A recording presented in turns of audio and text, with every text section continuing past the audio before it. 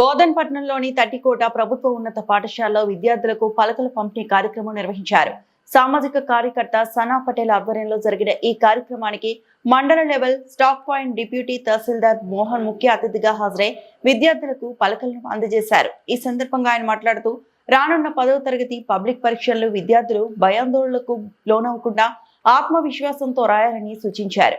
Mobile ఫోన్లకు బానిస కాకుండా వాటిలోని సాంకేతికతను విద్యాభ్యాసానికి ఉపయోగించుకోవాలని తెలిపారు. క్రమశిక్షణ, సమయ పాలన, దృఢ సంకల్పంతో ముందుకు సాగితే ఉన్నత స్థాయికి చేరుకోవచ్చన్నారు. ఇదే పాఠశాలకు చెందిన విద్యార్థిని అవంతి చిత్రలేఖనంలో రాష్ట్ర స్థాయిలో గుర్తింపు పొందడంతో ఉపాధ్యాయులు ఆమెను సన్మానించారు. ఈ కార్యక్రమంలో ప్రధాన ఉపాధ్యాయులు కిషోర్, ఉపాధ్యాయులు సురేష్, బసవరాజ్, నయీం, చంద్రకళ, సంతోష్ కుమారి, సావిత్రి, విద్యార్థులు, తల్లిదండ్రులు పాల్గొన్నారు.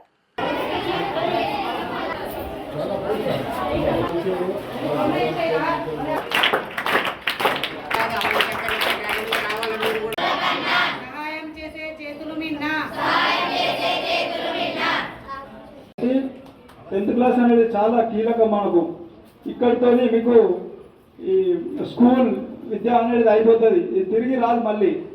చాలా అంటే చదువుకున్న ప్రతి ఒక్క మనిషి జీవితంలో మరి స్కూల్ లైఫ్ అనేది మరుపురాంది. అంటే చాలా మంచి లైఫ్ ఎక్కడ ఉంటుంది అని అంటే అది స్కూల్ డేస్లోనే ఉంటుంది. ఇప్పుడు మరి 10th క్లాస్ పిల్లలకు ఈ సంవత్సరంతో అయిపోతుంది. 6th, 7th, 8th క్లాస్ పిల్లలకు ఇంకా మీకు 3-4 years స్కూల్ ఎడ్యుకేషన్ ఉంది. అయితే ఇక్కడ నేను ఎక్కువసేపు కాకుండా చిన్నగా మాట్లాడి ముగిస్తా. నేను కూడా గవర్నమెంట్ స్కూల్లో చదువుకున్నా. 1 to 5th గవర్నమెంట్ స్కూల్లో చదువుకున్న తర్వాత మళ్ళీ రెసిడెన్షియల్ స్కూల్ కోసం నేను ఎగ్జామ్ రాసి మా చిన్న పల్లెటూరు మాది కూడా ఇట్లా ఒకటే మా స్కూల్ స్ట్రెంత్ మొత్తం కూడా 30 members ఉంటుండే. ఇద్దరే టీచర్స్ ఉంటుండే. ఆల్ క్లాసెస్కు కూడా వాళ్ళే చెప్తుండే. సో అట్లాంటి స్కూల్ నుంచే నా విద్యాభ్యాసం కూడా స్టార్ట్ అయింది. అట్లా చదువుకున్న తర్వాత నేను ఎంట్రన్స్ రాసి మరి పోచంపాడ్, మీకు తెలిసి ఉంటుంది, పోచంపాడ్ రెసిడెన్షియల్ స్కూల్. సో దానికి సెలెక్ట్ కావడం జరిగింది. అక్కడికి వెళ్ళిన తర్వాత ఇక నాకు మంచి స్టార్ట్ అయింది అన్నట్టు. నా విద్య అక్కడి నుంచే స్టార్ట్ అయింది. ఇక అక్కడ చాలా పోటీ ఉంటుండే. అట్లా చేసిన తర్వాత ఇంటర్మీడియట్ నిజామాబాద్లో, తర్వాత బీటెక్ చేసిన నేను హైదరాబాద్లో. తర్వాత బీటెక్ కాగానే గవర్నమెంట్ నిర్వహించే కాంపిటేటివ్ ఎగ్జామ్స్లో ఎగ్జామ్ రాసి గ్రూప్ 4 ద్వారా నేను జూనియర్ అసిస్టెంట్ జాబ్ సంపాదించడం జరిగింది. అయితే అంత ఎందుకు చెప్తున్నా అంటే నేను అంటే చాలామంది మనల్లో అంటే మీకు మోటివేషన్ లాగా ఉండాలని చెప్పేసి, అంటే చాలామంది మన రూరల్ బ్యాక్గ్రౌండ్ వ్యవసాయదారుల కుటుంబాల నుంచి వచ్చిన వాళ్ళు ఏమంటే మనం తక్కువ చేసుకుంటాం. అంతా మాతో అవుతుందా, ఎవరో సిటీలో ఎంప్లాయీస్ పిల్లలు, బిజినెస్ మ్యాన్ల పిల్లలు వాళ్ళు పెద్ద స్కూళ్ళలో అవుతారు. ఫస్ట్ మనిషికి కావాల్సింది ఏంటంటే మనల్ని మనం నమ్ముకోవాలి. ప్రతి ఒక్కరు కూడా నాతో అవుతుంది, ఇంకొకరితో అయింది అని అంటే ఇప్పుడు ఒక వ్యక్తితో అయిన పని ఇంకా మిగతా అందరితో కూడా ఆ పని చేయగలుగుతారు. ఇక్కడ కావాల్సింది ఏంటంటే మనం ప్రయత్నం చేయాలా, మనల్ని మనం నమ్ముకోవాలా. ఒక వ్యక్తి చేసిండు అని అంటే అది మనతో కూడా అవుతుంది. కాబట్టి మనల్ని మనం నమ్ముకోవాలా, కష్టపడాలా. క్రమశిక్షణ ఎక్కడ కూడా కోల్పోతుంది. కంపల్సరీ మనిషి జీవితంలో ఏం లేకుండా నడుస్తుంది, కానీ క్రమశిక్షణ అనేది తప్పితే మాత్రము లైఫ్ కింద మీద అయిపోతుంది. కాబట్టి ఈ స్టూడెంట్ లైఫ్ నుంచే మనం క్రమశిక్షణ అనేది అలవర్చుకోవాలా, కష్టపడి చదువుకోవాలా. ఇలా మీరు అదృష్టవంతులు ఒక రకంగా చెప్పాలంటే, ఇంతకుముందు స్కూల్లో సార్లు చెప్పి పంపిస్తుంటే ఇంటికాడ ఎటువంటి అంటే ఎవరైనా ఎడ్యుకేటెడ్ పేరెంట్స్ ఉంటే వాళ్ళు చెప్పేటోళ్ళు. కానీ ఈరోజు ఎడ్యుకేటెడ్ పేరెంట్స్ ఉన్నా ఎవరున్నా మనకు నంబర్ ఆఫ్ రిసోర్సెస్ అనేటివి ఉన్నాయి. ఇప్పుడు ప్రతి ఒక్క కుటుంబంలో ఆ స్మార్ట్ ఫోన్ అనేది మన దగ్గర ఉంది.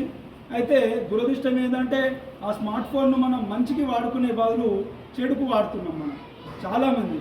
ఇప్పుడు ఇలా యూట్యూబ్లో ప్రతిదీ ఏది కావాలన్నా యూట్యూబ్, గూగుల్, మన AI, ChatGPTలలో ప్రతిదీ కూడా మనకు సోర్సెస్ అందుబాటులో ఉన్నాయి.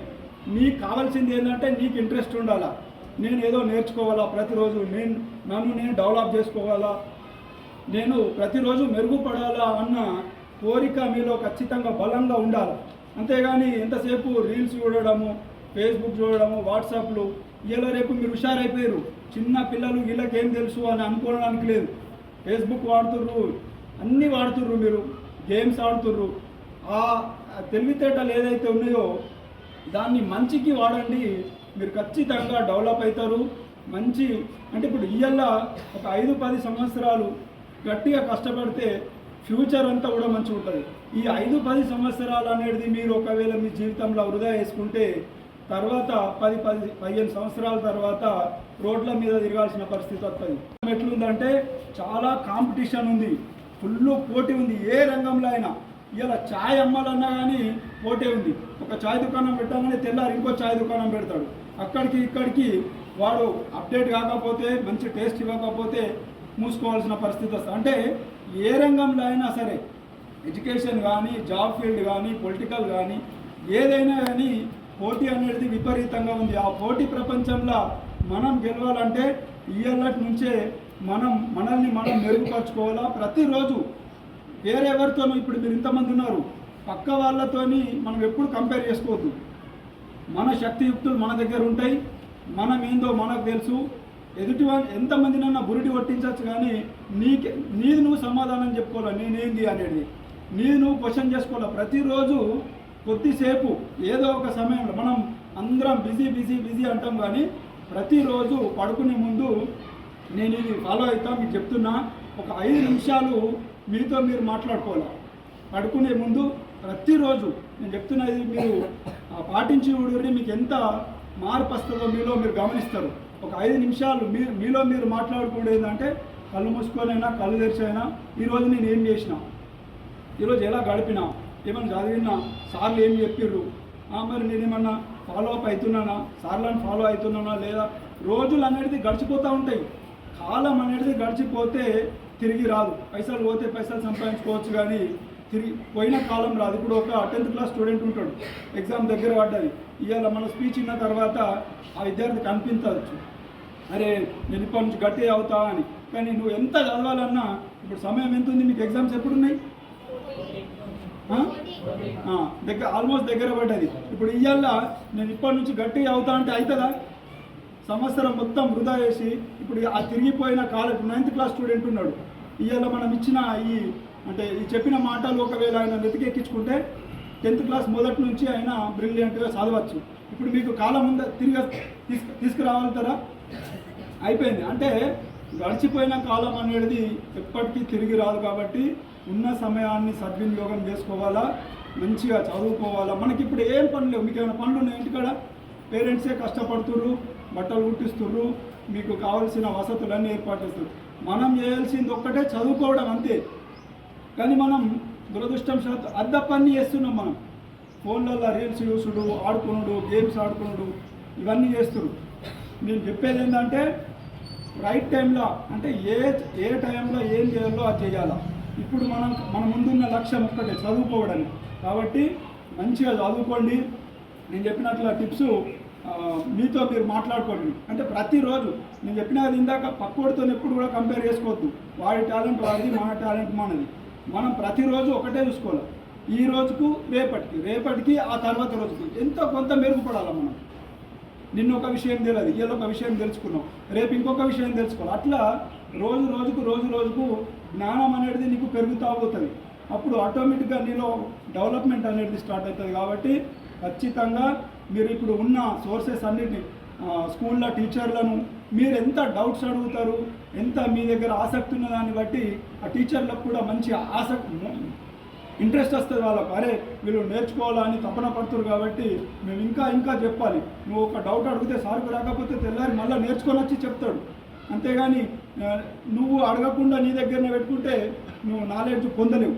కాబట్టి ప్రతిరోజు కూడా కష్టపడండి, మంచి డిసిప్లిన్ ఉండండి.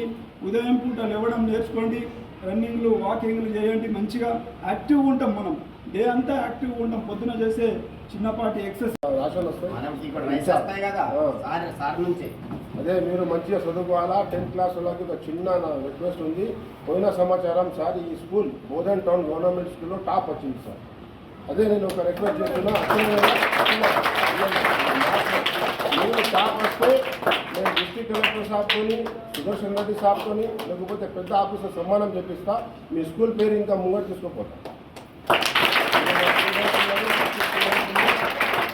మీ టీచర్స్కి మంచిగా ఉంది. టాప్ టీచర్స్ ఉంది ప్రెసిడెంట్ మీద కానీ పుస్తకం అంటే నీళ్ళు తాగేస్తాడు అట్లా టీచర్స్ ఉంది. ఎక్స్పీరియన్స్ టీచర్ దయచేసి మంచి పేరు తీసుకోకండి. మీకు ఏం కాలేజ్ జాయిన్ కావాలా, ఏముంటే ప్రాబ్లం నాకు చెప్పండి. నేను మీకు ఎంత హెల్ప్ అయితే చేస్తా. మా పిల్లలు మీరు మా ఇంటి బ్రదర్స్ పిల్లలు, మా పిల్లలు నాకు గౌరవం ఇస్తారు. మీరు టీచర్ లాగా బయటికి దొరుకుతుంది నమస్కారం సార్ అంటారు. ఎన్నో మంది జాబ్ చేస్తుంది, ప్రైవేట్లో జాబ్ చేస్తున్నాడు. ఒక అమ్మాయి సన్సమ్ కంపెనీలో జోనల్ మేనేజర్ 4 డిస్ట్రిక్ట్ తెలంగాణది. నాకు ఒక పెళ్ళికి సామాన్కి పోతే మేడం పిల్ల ఎంత గౌరవం ఇచ్చింది, దేవుడు మంచిగా పెట్టండి ఆయనకి. సార్ మీరు సనా పటేల్ పేరు ఉంది కదా సార్, సనావుద్దీన్ పేరు అంటున్నాను అంటే లేదు బేటా నా సర్నేమ్ సనా పటేల్ ఉన్నా, నా ఒరిజినల్ పేరు సనావుద్దీన్ ఉందని చెప్పిన.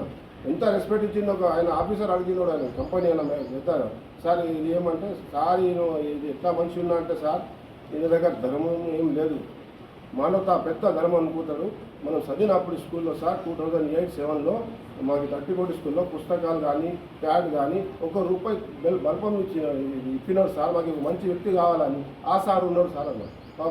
చలికాలం 1 బ్యాగ్ నాకు కాఫీ బిస్కెట్ ఇచ్చి బయటికి దాకా వచ్చినాం. ఎట్లా పిల్లలు మీరు ఎట్లా కావాలా.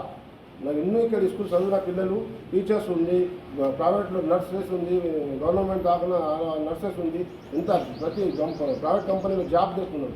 ఇంత మంచిగా అట్లనే మీరు కావాలని నా విచారం. ఏమో అందరు మంచి చదువుతావు కదా సరే మంచి థ్యాంక్ యూ. మన మోహన్ సార్ ఏ విధంగా కష్టపడ్డాడు, చిన్న స్థాయి నుండి గ్రామీణ స్థాయి నుండి పైకి ఎదిగి అంచెలంచెలుగా ఈనాడు డిప్యూటీ తహసీల్దార్ ర్యాంకులో ఉన్నాడు. చిన్న వయసులోనే భవిష్యత్తులో కూడా మంచి పదవుల్లో ఉండాలని భగవంతుని ఆకాంక్షిస్తున్నాను. అదేవిధంగా సార్ని మీరు స్ఫూర్తిగా తీసుకోవాలా. సార్ ఎంత కష్టపడి పైకి వచ్చిండు అనేటటువంటి విషయము అన్నీ మీకు సూచనలు సలహాలు చాలా ఇవ్వడం జరిగింది, చెప్పడం జరిగింది. వాటిని అన్నింటినీ కూడా మీరు మనసులో పెట్టుకొని మంచిగా చదివి పాఠశాల పేరు, మీ తల్లిదండ్రుల పేరు, మీరు భవిష్యత్తులో మంచిగా స్థిరపడాలని కోరుకుంటూ ఈ మన పాఠశాలకు విచ్చేసి మనకు ఈ యొక్క సహాయం చేస్తున్నటువంటి తహసీల్దార్ మోహన్ గారికి మరి ఒకసారి కృతజ్ఞతలు తెలియజేస్తూ మరిన్ని అప్డేట్స్ కోసం మా ఛానల్ని సబ్స్క్రైబ్ చేయండి.